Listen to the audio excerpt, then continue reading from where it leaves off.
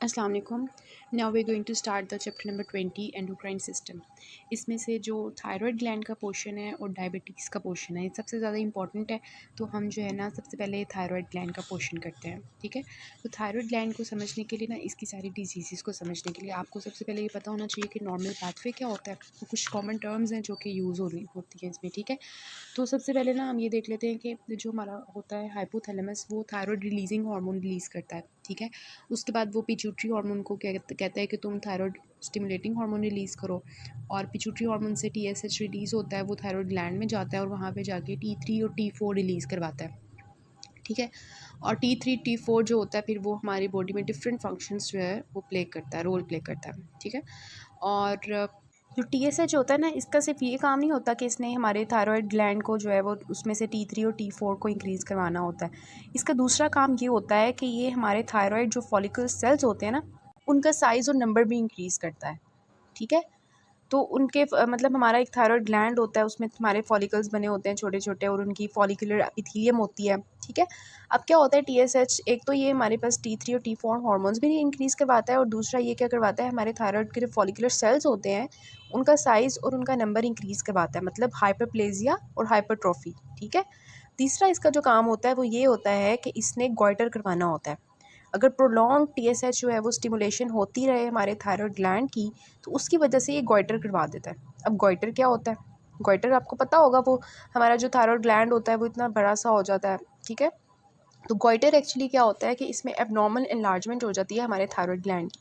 जब भी हम ये देखें कि ऐसा पेशेंट है जिसका ये थायराइड ग्लैंड जो है वो इनलार्ज हुआ हुआ है एबनॉर्मली, तो उसको हम कहते हैं गॉइटर, ठीक है। कोई मुश्किल चीज़ नहीं है गॉइटर।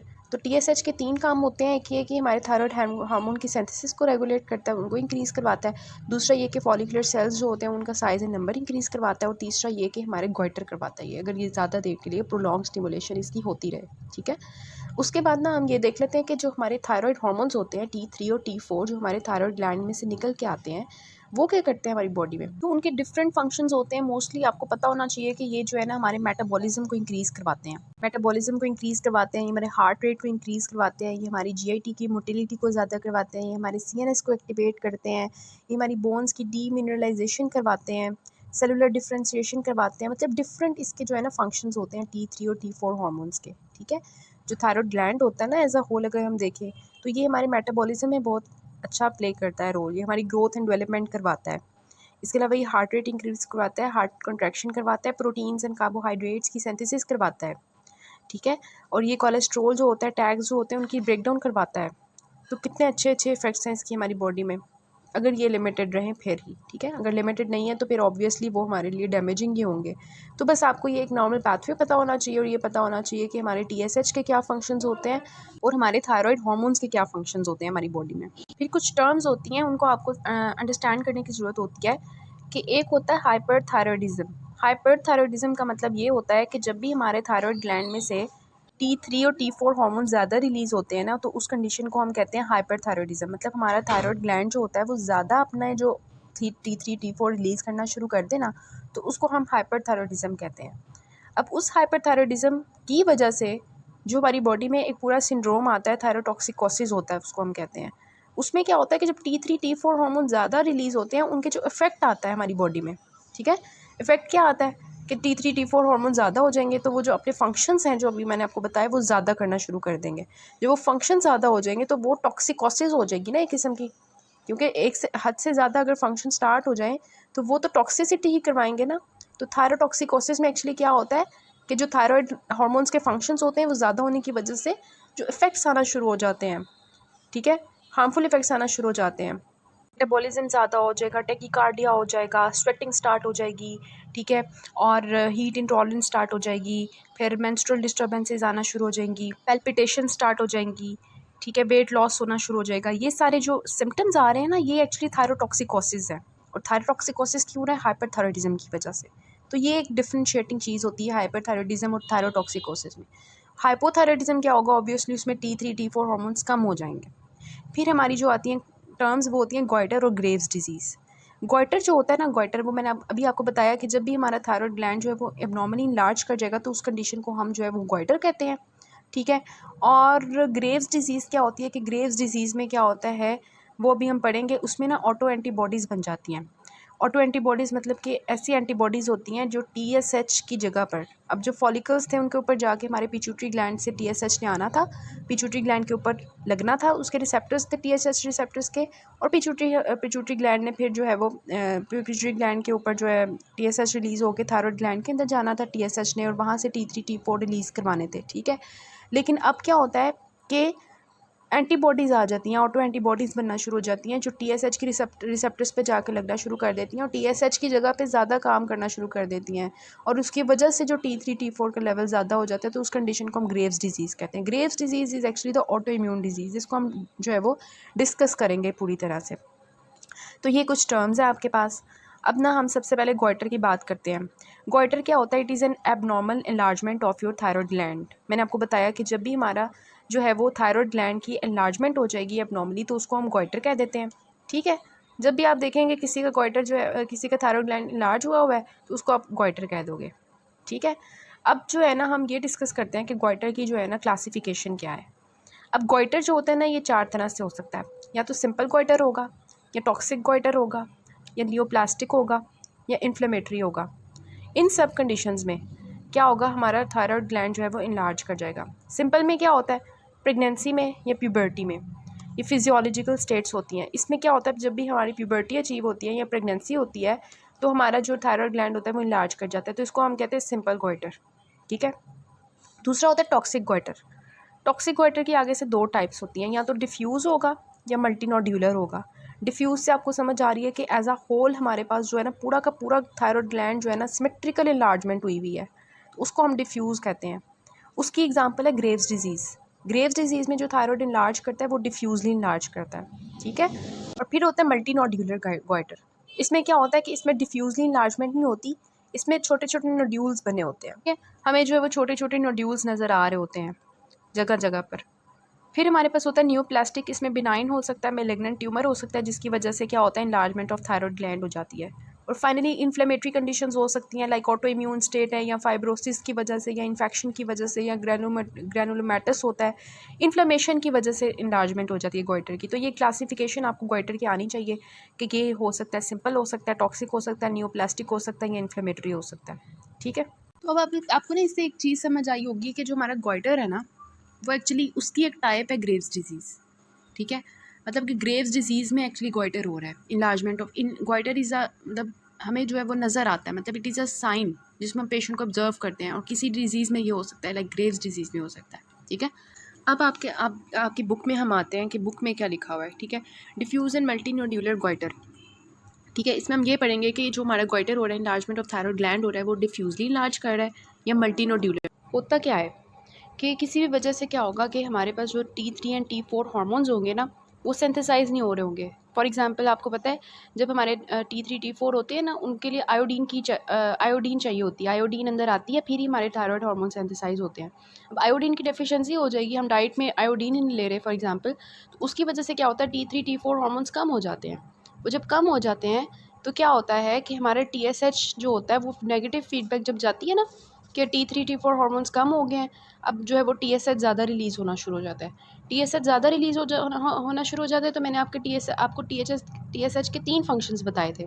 एक ये कि T3 T4 हार्मोन्स को ज़्यादा करता है, बनाता है। दूसरा ये कि ये हमारे पास हाइपरप्लेजिया और हाइपरट्रॉफी करवाता है, मतलब size and number of follicles ज़्यादा करवाता है।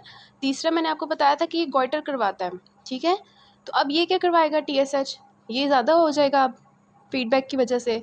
तो अब ये क्या करेगा, ये हमारे जो है वो T3 T4 का लेवल तो ज़्यादा नहीं कर सकता। क्यों? क्योंकि आयोडीन ही नहीं है। आयोडीन होगी तो T3 T4 ज़्यादा होंगे ना, लेकिन ये जो बाकी 2 फंक्शंस होंगे वो ज़्यादा करना शुरू कर देगा। वो कौन से हैं? वही कि हमारे पास जो है size and number of follicle ज़्यादा होना शुरू हो जाएंगे, और दूसरा ये कि गॉइटर होना शुरू हो जाएगा, मीन्स के abnormal enlargement of thyroid gland. ठीक है, अब जो होता है ना, आप देखिए आयोडीन की इतनी ज़्यादा कमी नहीं होती, मतलब कि कुछ ना कुछ तो TSH ज़्यादा रिलीज़ हो रहा है, कुछ ना कुछ तो T3 T4 ज़्यादा बनाना शुरू कर देगा ना, तो उसकी वजह से जो स्टेट आती है that is you thyroid metabolic state, कि जिसमें जो होता है ना कॉम्पनसेटरी, जब TSH ज़्यादा होता है वो हमारे T3 T4 को नॉर्मल कर देता है थोड़ी हद तक। ठीक है, लेकिन कुछ ऐसे केसेस होते हैं जिनमें क्या होता है, फॉर एग्जाम्पल अगर कोई ऐसा केस आ गया है कि वहाँ पर जो है वो कंजेनिटल सिंथेटिक डिफेक्ट है, कि कंजेनिटली ही हमारा थायरॉयड ग्लैंड जो होता है वो अब सिंथेसाइज नहीं कर सकता T3 T4। अब इसमें जो है TSH जितना मर्जी ज़्यादा हो जाए, हमारे T3 T4 हार्मोन ज़्यादा नहीं होंगे, तो उसकी वजह से क्या होता है कि गोइट्रस हाइपोथायराइडिज्म हो जाता है कि इनलार्जमेंट ऑफ थायराइड ग्लैंड तो हुई होती है, हाइपरप्लेजिया हाइपरट्रॉफी हुई होती है, लेकिन T3 T4 फिर भी कम होते हैं, ठीक है। तो उसको हम कहते हैं गोइट्रस हाइपोथायराइडिज्म।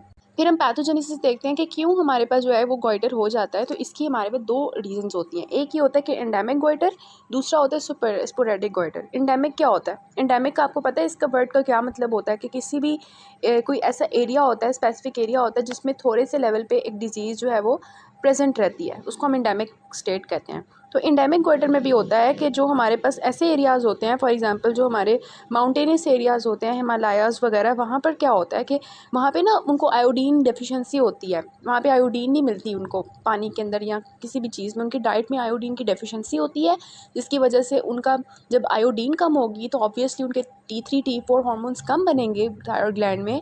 जब वो कम बनेंगे तो कॉम्पनसेटरी हमारा TSH ज़्यादा हो जाएगा, TSH ज़्यादा हो जाएगा तो ऑब्वियसली वो हाइपरप्लेजिया हाइपरट्रॉफी और थायराइड ग्लैंड करवा देंगे और गोइटर करवा देगा TSH, ठीक है। तो ये हमारे पास जो टाइप होती है दैट इज़ एंडेमिक गोइटर। दूसरी जो कंडीशन होती है वो होती है हमारी स्पोरेडिक गोइटर। स्पोरेडिक गोइटर जो होता है ना, ये आपने याद रखना है कि फीमेल्स में ज़्यादा कॉमन होता है, ठीक है। लेकिन ये जो होता है ना, ज़्यादातर जो हमारे पास केसेस होते हैं गोइटर के, वो एंडेमिक गोइटर के होते हैं कि आयोडीन डेफिशिएंसी की वजह से जो हो जाते हैं, ठीक है। लेकिन जो स्पोरेडिक होता है वो इतना मतलब कॉमन नहीं होता। लेकिन अगर अगर हम प्रिवेलेंस की बात करें अमंग द जेंडर, तो वो हमारे फीमेल्स में ज़्यादा कॉमन होता है। और ज़्यादातर जो प्यूबर्टी की एज होती है और यंग अडल्टहुड होता है उसमें ज़्यादातर कॉमन होता है। क्योंकि आपको पता है जब हम जो है प्यूबर्टी की एज में होते हैं ना, तो उस दौरान जो है वो क्या होता है कि हमारा जो फिजियोलॉजिकल डिमांड बड़ी होती है ना, मेटाबॉलिज्म हमें चाहिए होता है ग्रोथ रिप्रोडक्शन के लिए, तो उस वक्त हमारा थायराइड ग्लैंड जो होता है ज़्यादा एक्टिविटी कर रहा होता है। तो उस दौरान फिर फिजियोलॉजिकल नीड को पूरी करने के लिए, कि मैंने आपको बताया था टाइप ऑफ गोइटर एक था फिजियोलॉजिकल गोइटर में और वो सिंपल गोइटर की मैंने कंडीशन बताई थी, तो ये वो वाली स्टेट आ जाती है, ठीक है। तो ये उसमें होगा। और कुछ ऐसे इंजेक्शन ऑफ सब्सटेंसेस भी होते हैं, फॉर एग्जांपल कुछ लोग जो कैबेज ज़्यादा खाते हैं, कॉलीफ्लावर ज़्यादा खाते हैं, टर्निप्स ज़्यादा खाते हैं, उनमें भी जो होता है ना वो ये थायराइड हार्मोन की सिंथेसिस के साथ इंटरफेयर करते हैं ये चीज़ें, ठीक है। या कुछ ऐसे लोग होते हैं जिनके अंदर इनहेरिटेड एंजाइमेटिक डिफेक्ट्स होते हैं जिनकी वजह से थायराइड हार्मोन की सिंथेसिस कम होती है। फिर हम इसकी मॉर्फोलॉजी की बात करते हैं। जो गोइटर का पेशेंट होता है उसका इनलार्ज गोइटर मतलब इनलार्ज थायराइड ग्लैंड होता है, उसमें हमें कैसे अपीयरेंस आएगी, ठीक है। अब इसमें जो हम डिस्कस करेंगे वो डिफ्यूज़ गोइटर को करेंगे, कोलॉइड गोइटर को करेंगे, मल्टीनोड्यूलर गोइटर को करेंगे। डिफ्यूज़ गोइटर में क्या होता है कि सिमेट्रिक इनलार्जमेंट होती है, पूरा का पूरा ग्लैंड जो होता है वो सिमेट्रिकली इनलार्ज कर जाता है। तो ग्रॉसली तो हमें यही नज़र आएगा कि पूरा का पूरा जो ग्लैंड है वो हमें सिमेट्रिक इनलार्जमेंट नज़र आएगी, ठीक है। और अगर हम उसकी जो है अंदर देखेंगे ना उसके फॉलिकल्स को, तो वो उसके ना कोलमनर सेल्स हमें नज़र आएंगे, क्राउडेड टुगेदर हुए होंगे, एक दूसरे के साथ उन्होंने ना क्राउड बनाया होगा उनके सेल्स ने, ठीक है। लेकिन अगर जब ये हमारे पास बाद की स्टेज हो जाती है ना, जिसमें क्या होता है कि हमारे जो अगर फॉर एग्जांपल उसको सबसे पहले आयोडीन की डेफिशिएंसी थी, तो उसको जो है वो डिफ्यूज़ गोइटर हो गया, ठीक है, उसकी वजह से।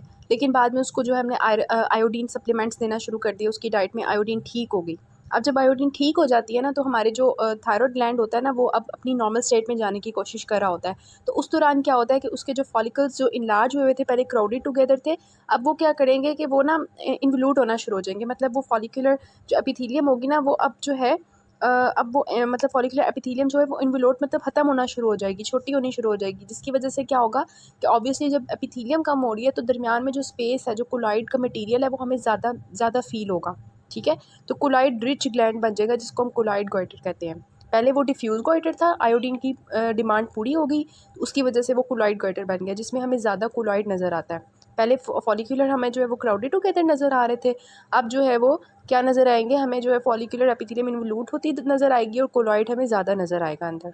पहले हो गया था डिफ्यूज़, अब हो गया कोलॉइड, ठीक है। अब क्या होगा कोलॉइड के बाद, अगर मतलब एक टाइम आएगा कि जब हमारे पास एक जगह से कहीं जगहों से वो हाइपरप्लेजिया हो रहा होगा ग्लैंड का, कहीं हमारे पास इन्वोल्यूशन हो रही होगी ग्लैंड की, जगह जगह से कहीं से वो इन्वोल्यूट हो रहा है, कहीं से हाइपरप्लेजिया हो रहा है, तो एक स्टेट आएगी जिसमें क्या होगा मल्टी नोड्यूलर गोइटर बन जाएगा, जिसमें नोड्यूल्स ऑफ मतलब नोड्यूल्स हमें नज़र आएंगे, ठीक है। आपको समझ आ रही है ना। कुछ एरिया ऐसा है जहाँ पे हाइपरप्लेजिया हुआ है, कुछ एरिया ऐसे है जहाँ पे क्या हो रहा है कि इन्वोल्यूशन हो रही है। तो फिर एक ऐसी स्टेज आ जाती है जिसमें वो मल्टी नोड्यूलर बन जाता है, डिफ्यूज़ की जगह पर डिफ्यूज़ नहीं होता, वो मल्टी नोड्यूलर बन जाता है। और वो अब पहले जो सिमेट्रिकली अरेंज था हमारे पास, सिमेट्रिकली इनलार्ज ग्लैंड था, अब वो एसिमेट्रिकली इनलार्ज हो जाएगा। और जब ये स्टेज ज़्यादा देर के लिए रहती है, मतलब कि अब जो है वो बहुत पुरानी हो गई है, तो वहाँ पे हमें फाइब्रोसिस, कैल्सिफिकेशन, हेमरेज नज़र आ सकता है और सिस्टिक डीजनरेशन नज़र आती है। तो ये सिंपल सी आपने 3 हेडिंग्स में लिखना होता है इसकी मॉर्फोलॉजी को। डिफ्यूज़ गोइटर में क्या नज़र आएगा, कोलाइड में आपको क्या नज़र आएगा, और आपको जो है वो मल्टीनोड्यूलर में क्या नज़र आएगा। डिफ्यूज़ में क्या था, फॉलिकल्स नज़र आ रहे थे आपको, ठीक है, कॉलमनर थे और क्राउडी टुगेदर थे। फिर हमारे पास कोलाइड में क्या था, आपको कोलाइड ज़्यादा नज़र आ रहा था और फॉलिक्यूल्स जो एपिथेलियम थी वो आपको इन्वोल्यूट होती नज़र आ रही थी। और मल्टीनोड्यूलर में क्या हो रहा था कि आपको जो है जगह जगह पे कहीं आपको हाइपरप्लेजिया नज़र आ रहा होगा, कहीं आपको इन्वोल्यूशन नज़र आ रही होगी, ठीक है। और भी वो एसिमेट्रिकली लार्ज ग्लैंड हो जाएगा ग्रॉसली, ठीक है। और फाइनली आपको वहाँ पे फाइब्रोसिस, हेमरेज एंड कैल्सिफिकेशन नजर आएगी। फाइनली हम डिस्कस करते हैं क्लिनिकल फीचर्स क्या होते हैं। अब खुद सोचें कि आपके गले में इतना बड़ा सा मास बन गया हुआ है इन्लार्जमेंट ऑफ थायराइड ग्लैंड की वजह से गोइटर हो गया हुआ है, तो ऑब्वियसली जो पीछे हमारे पास जो है वो जितने भी ट्रैकिया है उसके ऊपर वो मास जो है वो क्या करेगा, प्रेशर अप्लाई करेगा तो एयरवे ऑब्स्ट्रक्शन हो जाएगी, ठीक है। एसोफेगस के ऊपर करेगा तो डिस्फेजिया हो जाएगा, और large vessels of the neck उसके ऊपर जब करेगा तो मतलब क्या होगा, वेजल्स के ऊपर जब कंप्रेशन पड़ेगी तो सुपीरियर वेना केवा सिंड्रोम हो जाता है। इसके अलावा होर्सनेस ऑफ वॉइस भी हो सकती है। और वो बता रहे हैं जो मल्टी नोड्यूलर गोइटर्स होते हैं ना, जिसमें नोड्यूल्स की फॉर्म में जो थायराइड ग्लैंड होता है वो इनलार्ज हुआ होता है, इसका दूसरा नाम होता है प्लमर सिंड्रोम। इसमें एक्चुअली क्या होता है कि जो हमारे पास TSH होता है ना वो रिलीज़ नहीं हो रहा होता, मतलब उससे इंडिपेंडेंट हमारे पास T3 T4 की प्रोडक्शन हो रही होती है, ठीक है। तो ये हमारे पास एक कंडीशन होती है, मोस्टली ये हार्मोनली साइलेंट होता है, मतलब कि जो है ना मल्टीनोड्यूलर गोइटर, इसमें हार्मोनल सिम्टम्स जो है वो एज सच नहीं आ रहे होते, लेकिन जो है ना कुछ ऐसे होते हैं कि जो इंडिपेंडेंट ऑफ TSH क्या होते हैं, थायराइड जो है हार्मोन्स प्रोड्यूस कर रहे होते हैं, ये जो छोटे मोटे नोड्यूल्स बने होते हैं मल्टीनोड्यूलर में। So this was all about goitre. Next में हम ग्रेव्स डिजीज़ देखते हैं।